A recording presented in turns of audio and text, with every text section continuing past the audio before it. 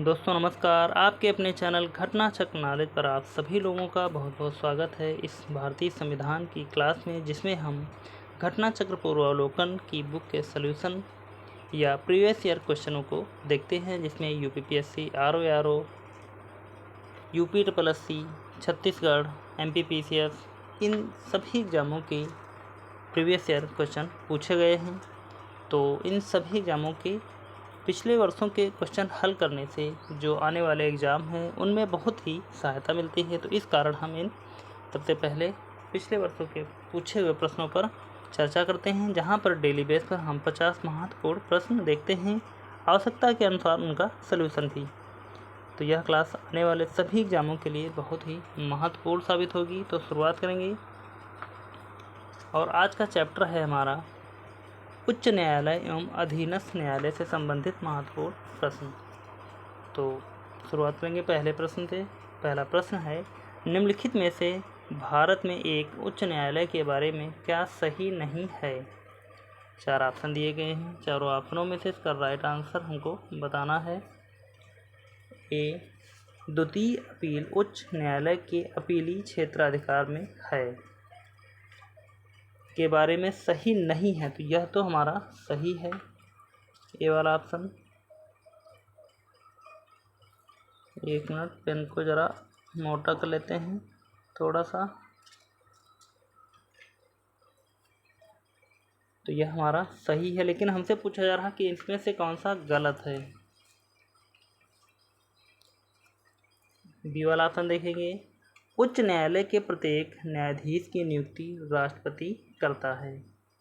तो यह भी सही हो जाएगा। अगला देखें अगर हम, सी वाला, उच्च न्यायालय के न्यायाधीशों की नियुक्ति राज्यपाल करता है। तो यह गलत होगा तो वही हमको बताना है कि राइट आंसर हमारा गलत ही पूछा जा रहा है। तो सी इस प्रकार राइट आंसर हो जाएगा। बढ़ेंगे और देखेंगे यहाँ पर इसकी हम व्याख्या को।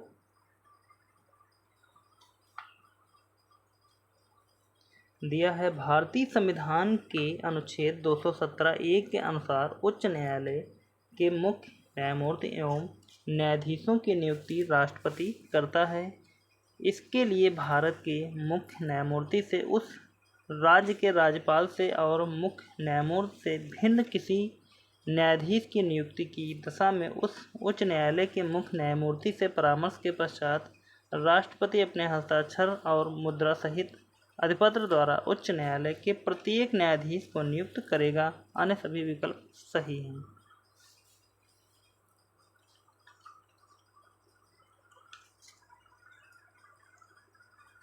अगला क्वेश्चन दिया गया है, कार्यकारी न्यायाधीशों की नियुक्ति की जाती है। ए, उच्चतम न्यायालय, बी, जिला न्यायालय द्वारा, सी, उच्च न्यायालय द्वारा, डी, ए तथा बी दोनों। इन चारों ऑप्शनों में से इसका राइट आंसर देखें तो हो जाएगा हमारा सी, कार्यकारी न्यायाधीशों की नियुक्ति उच्च न्यायालय द्वारा की जाती है। अगला क्वेश्चन है, उच्च न्यायालय के न्यायाधीशों के वेतन और भत्ते दिए जाते हैं। ए, भारत की समेकित निधि से, बी, राज्य की समेकित निधि से, सी, भारत की आकस्मिकता निधि से, डी, राज्य की आकस्मिकता निधि से। इन चारों ऑप्शनों में से इसका राइट आंसर देखें तो हो जाएगा हमारा 3 का बी, राज्य की समेकित निधि से। अगला क्वेश्चन या इसकी व्याख्या देखेंगे सबसे पहले हम, उसके बाद में हम आगे अगले क्वेश्चन की तरफ बढ़ेंगे। संविधान के अनुच्छेद 202(3) के अनुसार उच्च न्यायालय के न्यायाधीशों के वेतन एवं भत्ते राज्य की संचित समेकित निधि से दिए जाते हैं, किंतु अनुच्छेद 112(3) के तहत इन्हें पेंशन भारत सरकार की संचित निधि से दी जाती है।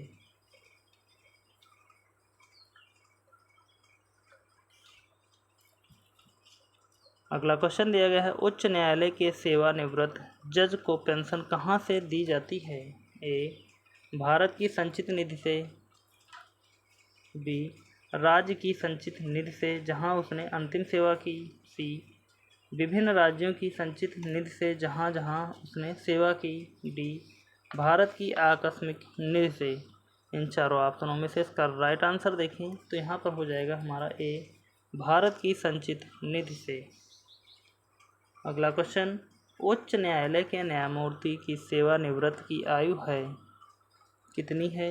ए 65, बी 60 वर्ष, सी 62 वर्ष, डी 58 वर्ष। इन चारों ऑप्शनों में से राइट आंसर बताना है कि उच्च न्यायालय के न्यायमूर्ति की सेवानिवृत्त यानी कि उसके कार्यभार की या कार्यकाल की आयु कितनी है, तो इसका राइट आंसर होगा सी 62 वर्ष। अगला क्वेश्चन देखते हैं, निम्नलिखित कथनों पर विचार कीजिए। यानी कि यहाँ पर 3 कथन दिए गए हैं और कथनों में से कूट के माध्यम से इसका सही उत्तर बताना है। तो देखेंगे यहाँ पर इसके हम कथनों को। दिया है नंबर 1, भारत में उच्च न्यायालय है, तो बिल्कुल सही है। अगला देखते हैं, पंजाब, हरियाणा, केंद्र शासित प्रदेश चंडीगढ़ का एक ही सामूहिक उच्च न्यायालय है, तो यह भी हमारा बिल्कुल राइट है। पंजाब, हरियाणा और केंद्र शासित प्रदेश चंडीगढ़ का एक ही उच्च न्यायालय है, तो यह राइट है। नंबर 3 देखते हैं, राष्ट्रीय राजधानी क्षेत्र दिल्ली का स्वयं का उच्च न्यायालय है, तो यह भी हमारा बिल्कुल राइट है। यानी कि सी वाला राइट आंसर हो जाएगा। 1, 2, 3 यहाँ पर तीनों सही हैं। व्याख्या देखेंगे यहाँ पर इसकी है, उच्च न्यायालय राज्य के न्यायिक प्रशासन का उच्चतम स्तंभ होता है। वर्तमान में भारत में उच्च न्यायालयों की संख्या 25 है। मार्च 2013 में पूर्वोत्तर के 3 मेघालय, मणिपुर एवं त्रिपुरा में नए उच्च न्यायालयों की स्थापना की गई। 1 जनवरी 2019 से तेलंगाना एवं आंध्र प्रदेश के लिए पृथक उच्च न्यायालय अस्तित्व में आए। 1966 में पंजाब उच्च न्यायालय को बदलकर पंजाब एवं हरियाणा उच्च न्यायालय किया गया, जिसके क्षेत्राधिकार में पंजाब, हरियाणा और चंडीगढ़ के क्षेत्र आते हैं। दिल्ली तथा जम्मू और कश्मीर वर्तमान में ऐसे केंद्र शासित प्रदेश हैं जिनके पास अपना उच्च न्यायालय है।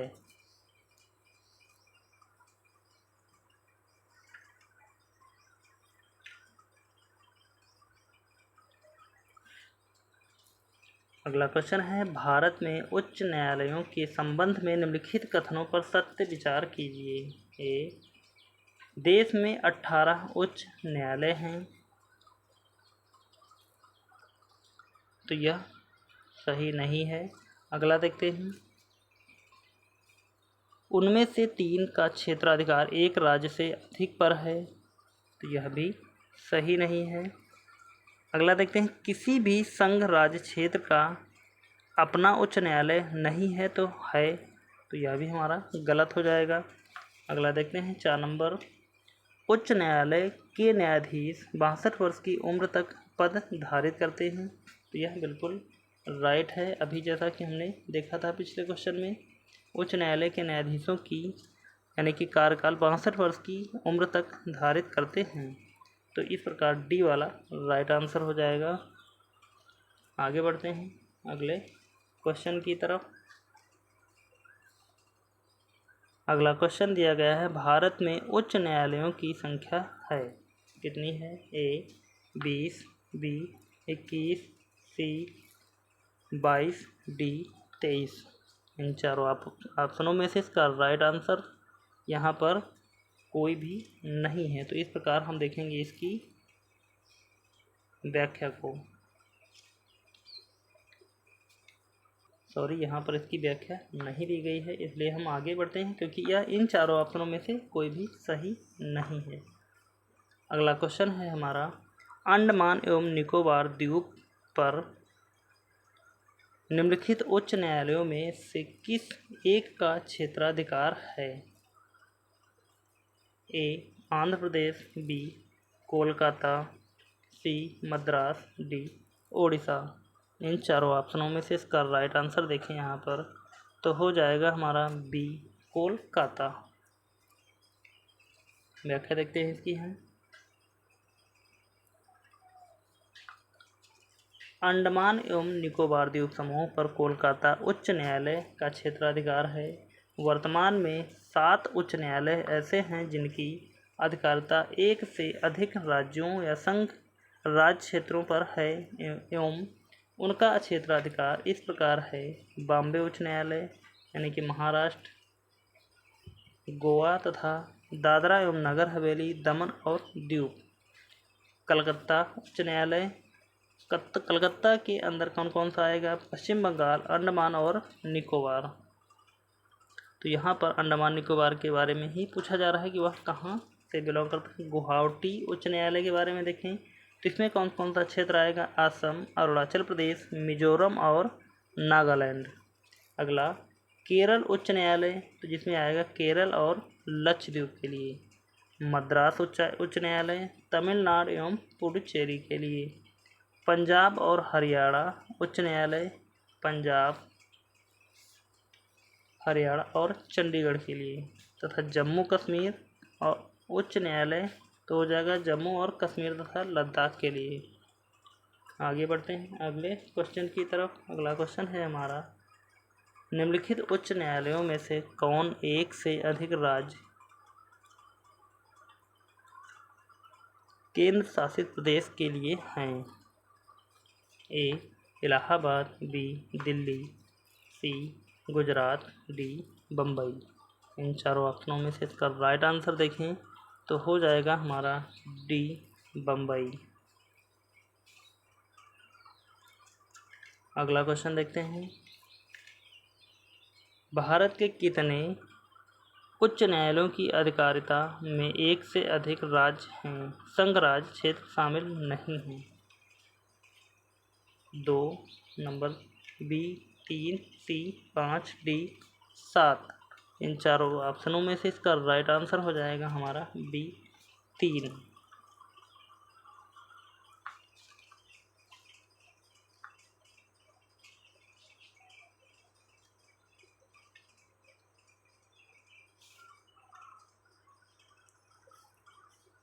अगला क्वेश्चन है, निम्नलिखित राज्यों में से किस राज्य का अपना उच्च न्यायालय नहीं है?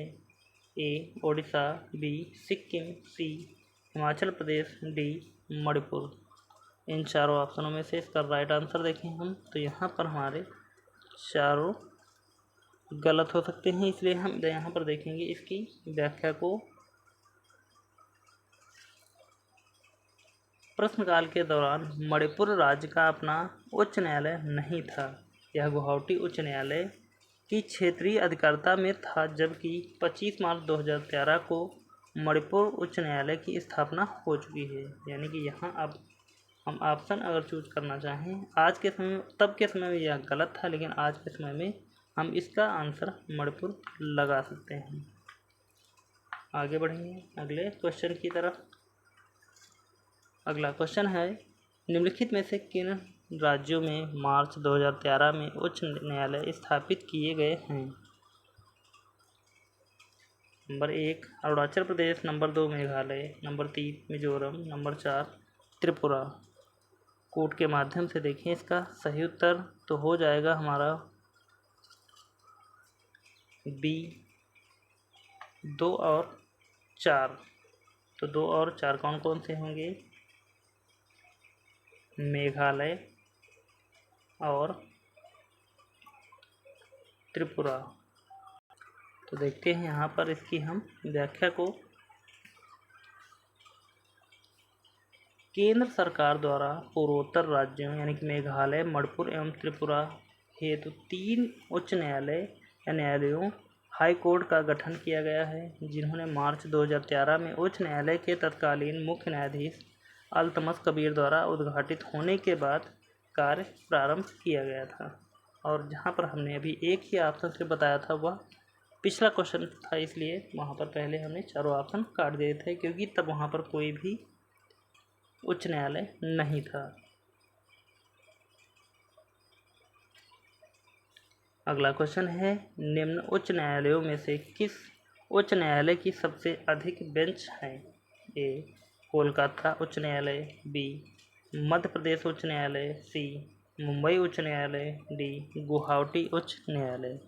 इन चारों ऑप्शनों में से इसका राइट आंसर देखें तो हो जाएगा हमारा सी और डी, दोनों यहाँ पर इसके उत्तर सही होंगे। अगला क्वेश्चन, निम्न में से कौन सा राज्य के उच्च न्यायालय का मुख्य क्षेत्राधिकार है नहीं है?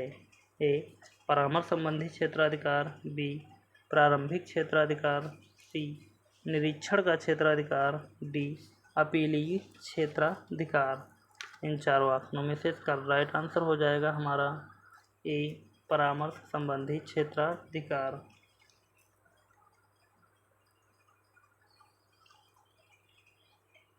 अगला क्वेश्चन दिया गया है, जब किसी उच्च न्यायालय का मुख्य न्यायाधीश प्रशासनिक हैसियत से काम करता है तो वह अधीन होता है?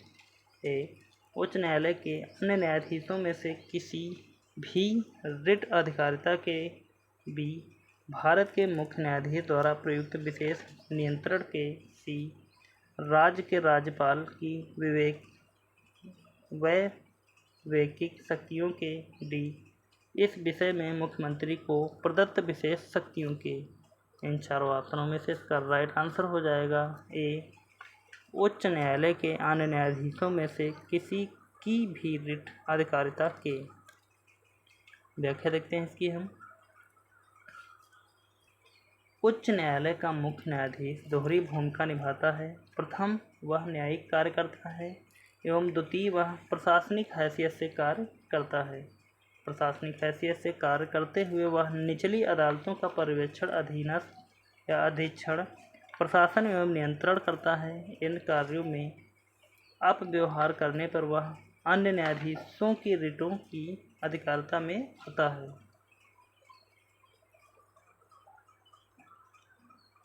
अगला क्वेश्चन दिया गया है, एक उच्च अधिकार प्राप्त न्यायालय द्वारा उत्प्रेषण रिट जारी की जाती है। ए एक अधीनस्थ न्यायालय को कि वह पुनरीक्षण या रिव्यू हेतु मामले विशेष की कार्यवाही का अभिलेख उन्हें हस्तांतरित कर दे। बी एक अधीनस्थ न्यायालय को कि वह किसी मामले विशेष में अग्रतर कार्यवाही रोक दे। चार ऑप्शन दिए गए हैं, चारों ऑप्शनों में से इसका राइट आंसर हो जाएगा ए एक अधीनस्थ न्यायालय को कि वह पुनरीक्षण रिव्यू हेतु एक मामले विशेष की कार्यवाही का अभिलेख उन्हें हस्तांतरित कर दे। व्याख्या देखते हैं इसकी हम।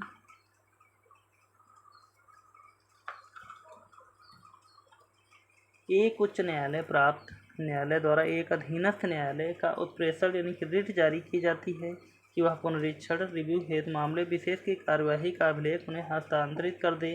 यदि अधीनस्थ न्यायालय ने अपने अधिकार क्षेत्र से बाहर निर्णय दे दिया है तो ऊपरी न्यायालय उत्प्रेषण रिट के द्वारा निचले न्यायालय के निर्णय को रद्द कर देता है और मामले को अपने पास लेकर पुनः सुनवाई करता है। विकल्प बी प्रतिषेध, विकल्प सी अधिकार परीक्षा एवं विकल्प डी बंदी प्रत्यक्षीकरण रिट से संबंधित है।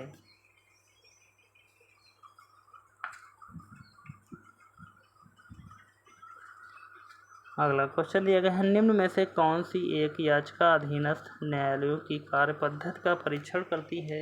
ए अधिकार परीक्षा, बी परमादेश, सी उत्प्रेषण, डी बंदी प्रत्यक्षीकरण।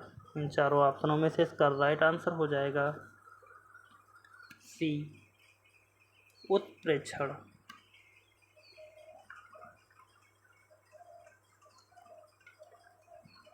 अगला क्वेश्चन दिया गया है, व्याख्या दी गई है पिछले क्वेश्चन की।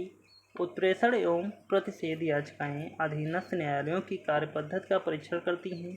जब अधीनस्थ न्यायालय अपने अधिकार क्षेत्र से बाहर किसी विषय पर सुनवाई करता है तो ऊपरी न्यायालय प्रतिषेध याचिका द्वारा मामले को अपने पास मंगा लेता है। जबकि यदि अधीनस्थ न्यायालय ने अपने अधिकार क्षेत्र से बाहर निर्णय दे दिया है तो ऊपरी न्यायालय उत्प्रेषण याचिका के द्वारा उस निर्णय को रद्द कर मामले को अपने पास पुनः सुनवाई करता है। अगला क्वेश्चन, निम्न में से कौन एक रिट न्यायालय में कार्यवाही लंबित होने की दशा में लागू की जाती है? ए परमादेश, बी उत्प्रेषण, सी प्रतिषेध, डी अधिकार परीक्षा। 4 ऑप्शन दिए गए हैं। चारों ऑप्शनों में से इसका राइट आंसर हो जाएगा हमारा सी प्रतिषेध या प्रोहिबिशन।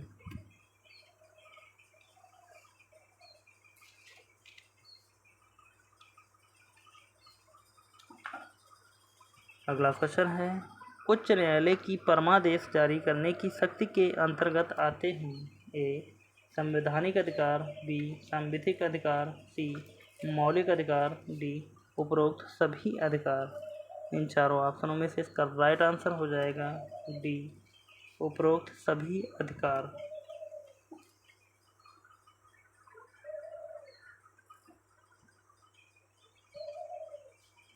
व्याख्या दी गई है इस क्वेश्चन की। उच्चतम न्यायालय को अनुच्छेद 32 के तहत उच्च न्यायालय को अनुच्छेद 226 के तहत मूल अधिकारों की रक्षा के लिए बंदी प्रत्यक्षीकरण, परमादेश, प्रतिषेध, उत्प्रेषण एवं अधिकार परिरक्षा संबंधी रिटें निकालने का अधिकार है। किंतु जहां उच्चतम न्यायालय केवल मूल अधिकारों की रक्षा के लिए उन्हें निकाल सकता है, वहीं उच्च न्यायालय मूल अधिकारों सहित उच्च अन्य विधिक अधिकारों को प्रवृत्त कराने के लिए भी रिटों को निकाल देता है या सकता है। अगला क्वेश्चन, एक उच्च न्यायालय का न्यायाधीश अपना त्याग पत्र संबोधित करता है। ए राष्ट्रपति, बी भारत के मुख्य न्यायाधीश, सी उसके राज्य के उच्च न्यायालय के मुख्य न्यायाधीश, डी राज्य के राज्यपाल। इन चारों ऑप्शनों में से इसका राइट आंसर देखें यहाँ पर तो हो जाएगा हमारा ए राष्ट्रपति। अगला क्वेश्चन है, किस न्यायमूर्ति के खिलाफ 2011 में राज्यसभा ने महाभियोग का प्रस्ताव पास किया, किंतु अपने बचाव के लिए उसने लोकसभा द्वारा उसी प्रस्ताव के पास होने के पूर्व त्यागपत्र दिया। 4 ऑप्शन दिए गए हैं। चारों ऑप्शनों में से इसका राइट आंसर देखें कि वह कौन सा न्यायमूर्ति था, तो न्यायमूर्ति हो जाएंगे हमारे चारों ऑप्शनों में से। देखें, ए न्यायमूर्ति वी रामास्वामी, बी न्यायमूर्ति भट्टाचार्य, सी न्यायमूर्ति सौमित्र सेन, डी न्यायमूर्ति पी.डी. दिनाकरण। इन चारों ऑप्शनों में से इसका राइट आंसर हो जाएगा सी न्यायमूर्ति सौमित्र सेन। अगला क्वेश्चन है, बाबरी मस्जिद राम जन्मभूमि का विवाद जो इलाहाबाद उच्च न्यायालय यानी कि लखनऊ न्यायपीठ के समक्ष है का प्रकार है, जो अब राम मंदिर के रूप में वहाँ पर इस बाबरी मस्जिद के स्थान पर राम मंदिर बन गया है। तो यहाँ पर ए ऑप्शन देखते हैं। ए परमादेश याचिका यानी कि रिट पिटीशन, बी स्वात्वाधिकार मुकदमा, सी छठपूर्त का दावा, डी न्यायिक पुनरीक्षण याचिका। इन चारों ऑप्शनों में से इसका राइट आंसर हो जाएगा बी स्वात्वाधिकार मुकदमा।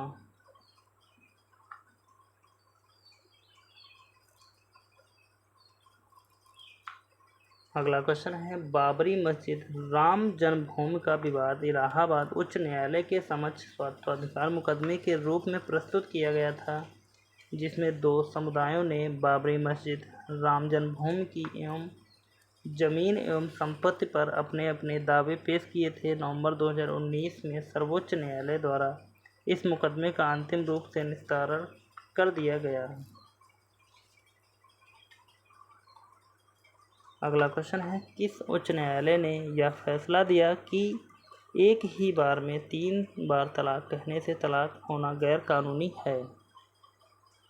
ए कोलकाता उच्च न्यायालय, बी इलाहाबाद उच्च न्यायालय, सी मुंबई उच्च न्यायालय, डी पंजाब उच्च न्यायालय। इन 4 ऑप्शनों में से इसका राइट आंसर देखें तो हो जाएगा हमारा बी इलाहाबाद उच्च न्यायालय।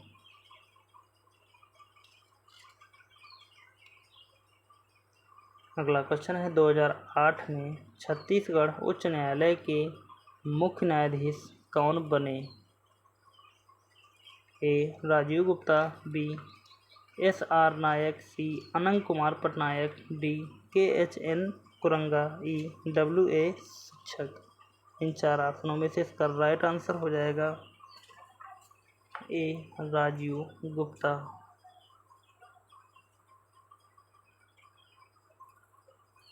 अगला क्वेश्चन है, विधि आयोग के किस अध्यक्ष ने अपनी रिपोर्ट में समर्थन किया है कि प्रत्येक उच्च न्यायालय के 1/3 न्यायाधीश दूसरे राज्य से होने चाहिए? ए न्यायाधीश PN भगवती, बी न्यायाधीश हिदायतुल्लाह, सी न्यायाधीश HR खन्ना, डी न्यायाधीश चंद्रचूड़। 4 ऑप्शन दिए गए हैं, चारों ऑप्शनों में से इसका राइट आंसर हो जाएगा सी न्यायाधीश HR खन्ना।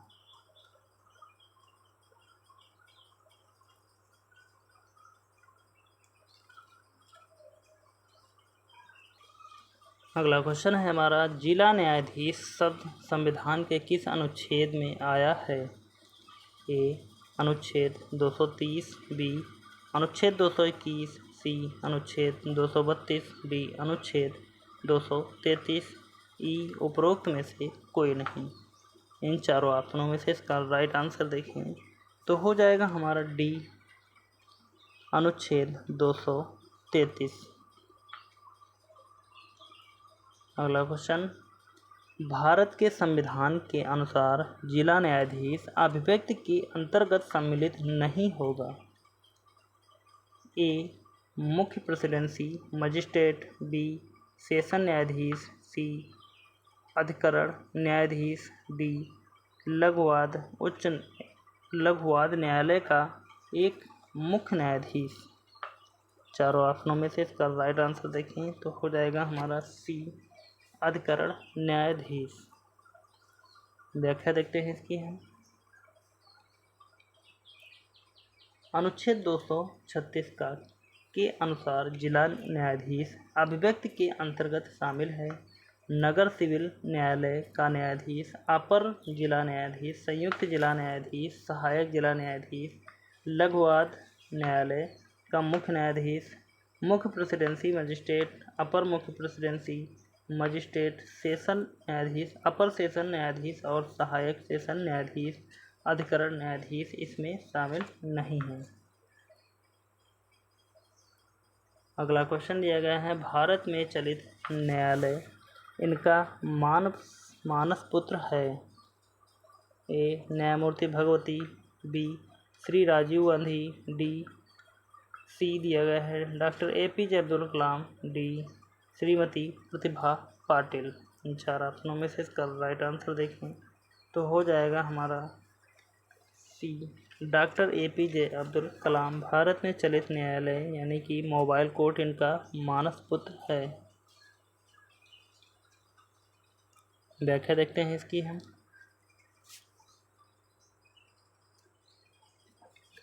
4 अगस्त 2007 को हरियाणा के मेवात जिले में स्थित पुन्हाना देश की पहली मोबाइल सचल अदालत का उद्घाटन किया गया। इसका शुभारंभ भारत के तत्कालीन मुख्य न्यायाधीश KG बालकृष्ण ने किया। इसका उद्देश्य सुदूर एवं पिछड़े इलाकों तक न्यायिक व्यवस्था का लाभ पहुंचाना है। इस प्रकार न्यायालयों की परिकल्पना सर्वप्रथम भूतपूर्व राष्ट्रपति APJ अब्दुल कलाम ने की थी। तो यहाँ पर आज के महत्वपूर्ण प्रश्नों पर हमने चर्चा की जो उच्च न्यायालय तथा अधीनस्थ न्यायालय से संबंधित थे। और आज का टॉपिक थोड़ा सा पिछले क्लासों से कठिन था, लेकिन क्वेश्चन आते हैं तो उन क्वेश्चनों पर चर्चा करना और उनसे संबंधित जो क्वेश्चन और बनते हैं तो उनको भी देखा जाएगा, ताकि आने में जब क्वेश्चन फिर से नए एग्ज़ाम में पूछे जाएं तो जो रिपीट क्वेश्चन हो वह कम से कम ना छूटे। तो उम्मीद करता हूं कि यह आपको क्लास अच्छी लगी होगी। और आज के सेशन में हमने 50 क्वेश्चनों के स्थान पर सिर्फ 35 या 32 क्वेश्चन ही किए हैं। और अगला टॉपिक हम अगली क्लास से स्टार्ट करेंगे। तो आप सभी लोग एक बार सेशन को लाइक कर दें। चैनल को अभी तक सब्सक्राइब नहीं किया है तो प्लीज़ सभी लोग चैनल को सब्सक्राइब कर लें और इस क्लास को ज़्यादा से ज़्यादा लोगों तक शेयर कर दें। और पिछली क्लासों को यदि आप सभी लोगों ने अभी तक नहीं देखा है तो आप चैनल पर जाकर इसकी प्लेलिस्ट बना दी गई है, वहाँ पर इन सभी क्लासों को एक साथ में प्लेलिस्ट के माध्यम से देख सकते हैं। तो मिलते हैं फिर अगली क्लास में, तब तक के लिए धन्यवाद। जय हिंद। आपका समय शुभ हो।